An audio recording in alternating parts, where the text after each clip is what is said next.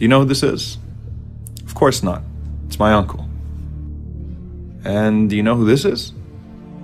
Neither do I. I work for the Human Resources Department at a local engineering firm. I also just applied for another job at a far more prestigious agency. In that interview, I was pretty confident I'd get the job. I knew exactly how this process worked since I'm usually on the other side of the table interviewing candidates just like myself at my current firm. The interviewers told me that I and one other individual were the strongest candidates. I'm pretty sure I'll beat him out. Not only because I killed the interview, but because I also have my ways. Every night before I sleep, I try to read a few pages from the biography of the Prophet Muhammad, peace be upon him. I've always found his life fascinating.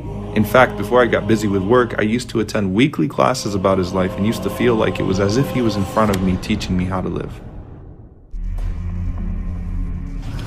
Even if Fatima, the daughter of Muhammad, stole, I would punish him. Fear Allah and do justice amongst your children. 7 people will be shaded by Allah, the first of them, a just ruler.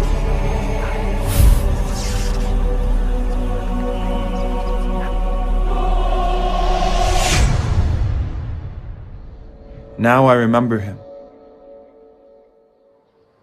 He was the guy that applied for a job at my firm last year.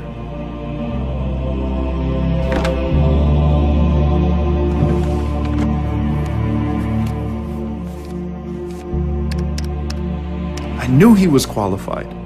I knew I should have picked him. But I overlooked him and instead chose one of my friends from high school. Come to think about it, I interviewed them both the same day.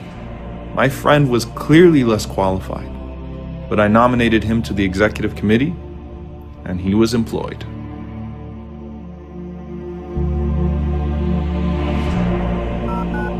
This number is no longer in service. How am I supposed to reach this guy? I hope he still has the same address. Oh Allah, help me find him. Oh Allah, I beg you to forgive me for being unfair. I've never realized how difficult this would be until I was in a similar position, waiting to hear back.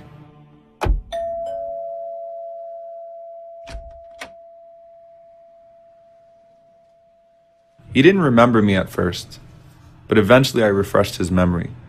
I begged for his forgiveness and told him that the job was once again vacant, and if he reapplied, I would be sure to nominate him to the committee with the highest of recommendations.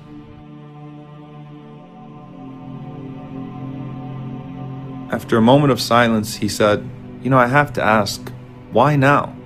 What suddenly awaked your conscience?" Muhammad, the Prophet of God.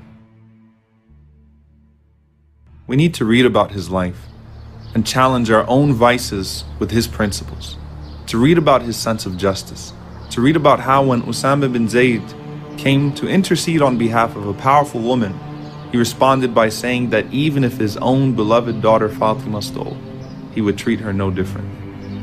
We have to read about his call to establish justice, be it against our own family members and even against ourselves at times. His call to uphold justice and equality for all of the children of Adam. All of you are from Adam, and Adam was from dirt. There is no difference between one who is white and one who is black, except in piety. As for that new job that I had applied for that I was sure I would get because I had my ways, particularly my uncle being the manager of that company, who already guaranteed me the job, he told me to meet him at Asr prayer that day.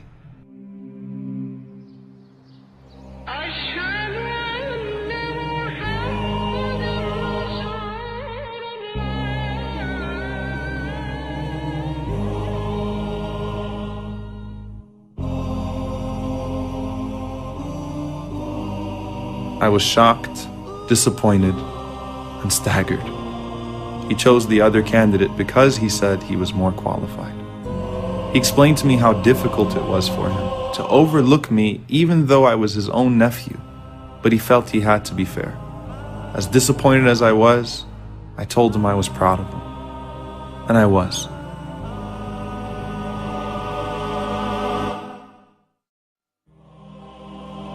Our Prophet taught us that everyone should have their rights, and that everyone should be given a fair opportunity to succeed in this life and the hereafter. Rasulullah, you never wronged anyone or allowed anyone to be wronged in your presence. Allahumma inni a'udhu bika an adilla aw udal, aw azilla aw uzal, aw adlima aw udlam, aw ajhala aw yujhala alay.